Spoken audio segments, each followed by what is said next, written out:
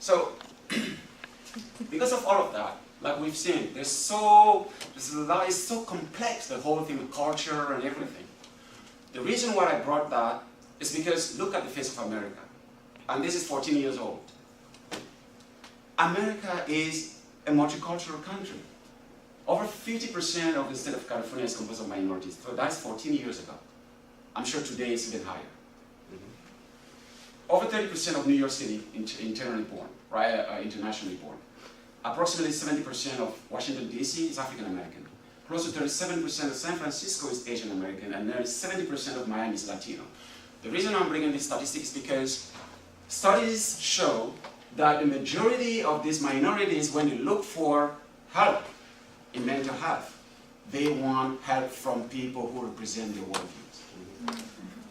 And the reality is that in the mental health field, consumers are predominantly coming from the minority groups, but providers, specialists, are coming predominantly from the predominant culture, the white culture. So there is a mismatch there, an imbalance. And that is really a problem. So it is also true that the projection of statistics that says that in 2040 or 50, minority will become majority. Then we'll have another problem. But before we deal with that, let us deal with this now. And because I said that people coming from the minority groups are looking for help in mental health from people who represent their worldviews, we have the creation of the Council of National Psychological Association for the Advancement of Ethnic Minority Interests. People are beginning to react to the APA, who is basically like a bully. Because you have to do what we say, because it is the way. And people are like, well, it doesn't really represent what we, what they say, no, it's what it is. So they're like, well, because you're the big guy, we just organize our little thing here and take care of our own things. Then we have the Asian American Psychological Association, very powerful, really dealing with specific Asian American needs that represent the cultural background and worldviews. Then we have the Association of Black Psychologists, which I'm a member of. I went to present my work in New Orleans last July there, and I have a couple of friends here who are also members of that association, say, well, in 1969 they said to APA, thanks but not thanks. And they said, you guys do not represent the needs of the African American people because we have a different understanding of the reality here. And then we have the National Latino Psychological Association dealing with the same thing, and the Society of Indian Psychologists with the same thing. I wrote etc. here to say that, yes, we could talk about different cultural worldview. Even within the dominant culture, there's disagreement in worldviews. We had the big guy,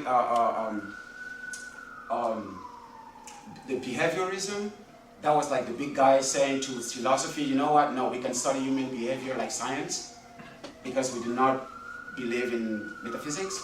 And then he came in and then psychoanalysis was like, wait a second, what about the black box? You guys like, we are human beings and blah, blah, blah. And Freud brought the intrapsychic lives and everything. And then the humanist people, humanistic psychology were like, wait a second, you guys psychoanalysts over there, you're describing human experience very negative. And you behaviorists, I don't even know what you're talking about. and then they created their own journal of humanistic psychology, saying we just want to focus on what is positive about human beings. And then we also have, in 1969, the creation of the Transpersonal Psychology Journal, because they were like, they tell the behaviorists and the psychoanalysts and the humanists, you all are missing the point. What about the spiritual experience? Something that's bigger than what you see, feel, and touch. Why are you guys not even talking about that? So we're not okay with you. We have our own journal here, and we deal with our transpersonal experiences. So even within the dominant culture, you see how it breaks down. So all comes down to worldviews. And because it comes down to worldview, we have to know what it is. And then I'm not going to talk about all the worldview of the world. I'm just going to focus on what I know a little bit, the African worldview and the Western worldview. And as you can see, they're really different.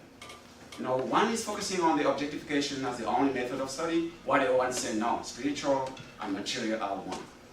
So we go tell that to a Western and say, I don't know what you're talking about. So, and then you have to be able to quantify what you're doing, But the African is like, no, I actually can know myself through symbolic imagery. Like I can use elements of nature that helps me actually understand my essence, even if I cannot articulate that. And I can know myself dancing, you know, the rhythm, or singing. And healing sessions in Africa usually go with the symbolism and the rhythm. And human is material manifestation. And then here in the African, you have the union of opposite. I know that I have good and bad in me. I know that I have female and male in me. I know that I am, you know, a product of opposite. So, and then humans are, etc., etc. So, now, what I did was, because I kind of like talk a little bit about the different worldviews, I did my literature review on this. Cognitive behavioral therapy is like the hottest girl on campus that everyone wants to date. The reason for that is because the West, and especially America, is really crazy about evidence-based. How can you prove that what you're doing is effective, right? And in the short term. So, and why? Because, yes, cognitive was like, to psychoanalysis, the fact that you go back to somebody's life experience before understanding, we don't care. He has a problem, she has a problem, let us deal with that. Problem focused. And then we decide how to move with that, you know, goal-oriented or action-oriented, and then short-term. So, and there are actually benefits with this CBT. It's been shown that it has success in anxiety disorder, depression, eating disorder, personality disorder, and so on and so on. Psychoanalysis is like the boyfriend that you love and hate. Psychoanalysis does have really, really solid argument. Like, I mean, even CBT is using, in a way, some psychoanalytical ideas, right? So, but the thing is, the critique is, well, it is interpretive phenomenology. So it's not really objective, because you have to listen to the patient and interpret for him why you go searching his past life. So how even objective is that thing? So, and then using regressive method, you know, going back.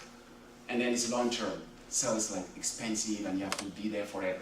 So don't tell that to an American, because we love quick fixes. I have a headache, give me a penicillin. You know, I have a problem, fix it. I just want to get it going. So, attachment theory is that curious, mysterious person that just came to campus and everybody's like, oh, we need to know more about this person because they're bringing something kind of like different.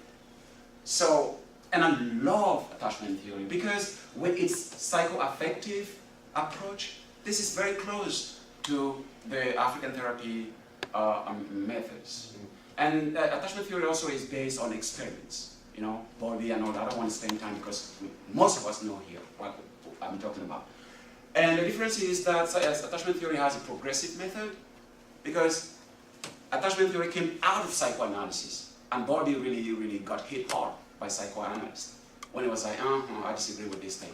Because for him, you have to look at the attachment between the infant and the caregiver, and the nature of that attachment would define future relationship of that infant. So it's based on the present to project in the future.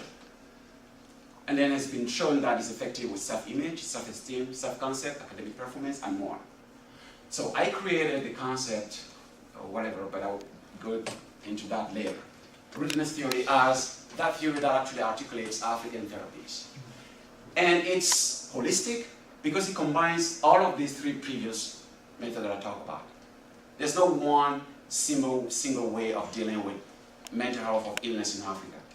It's very, very holistic. You take all the parts of the human being, including his environment and everything. It's complex, you know, like I said, and multi-dimensional.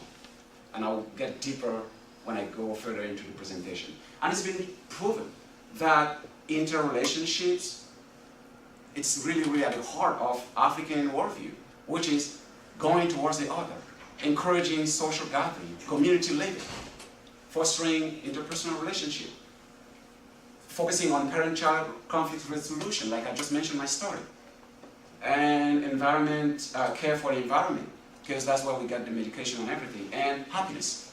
Because studies show that Africans, even in abject poverty, are happy, smiling, and dancing all the time.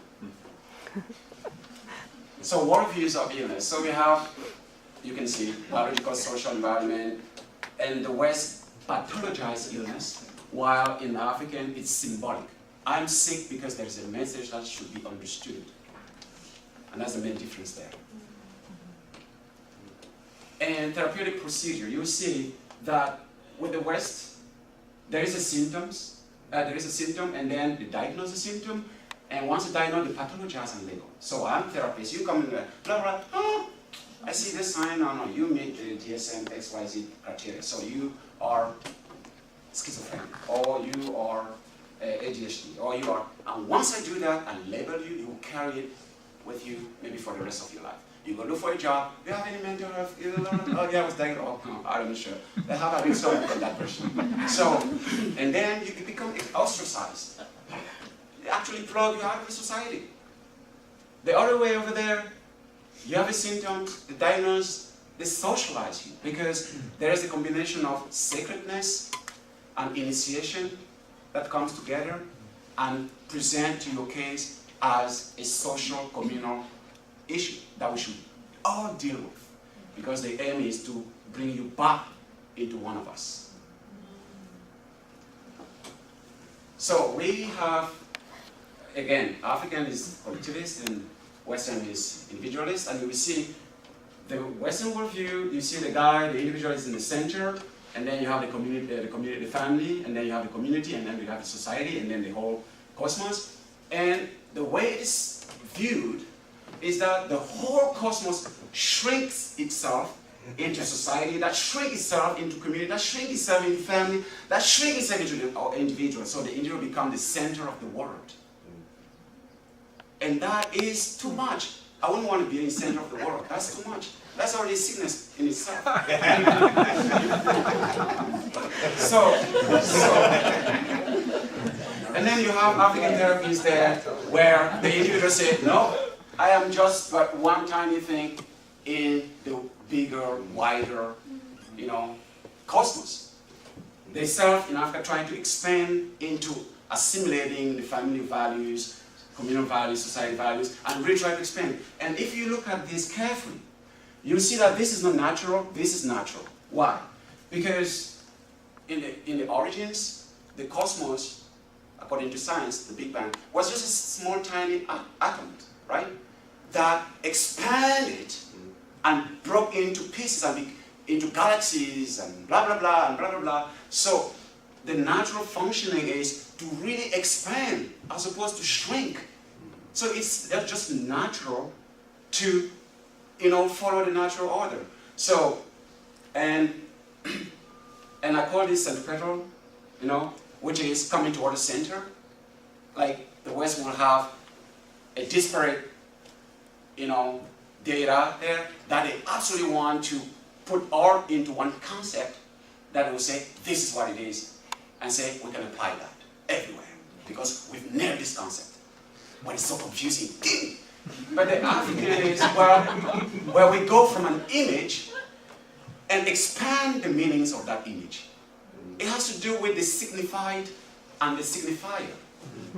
In symbolism, the signifier could be universal. Like you could have banana will be a universal fruit, but with a different meaning depending on the culture. In Cameroon, banana might mean this. In Asia, banana might mean that. In America, banana might mean this. So we have that thing, and the therapist should be able to understand that connection between signifier and signifier. So, and that's why I call centrifugal.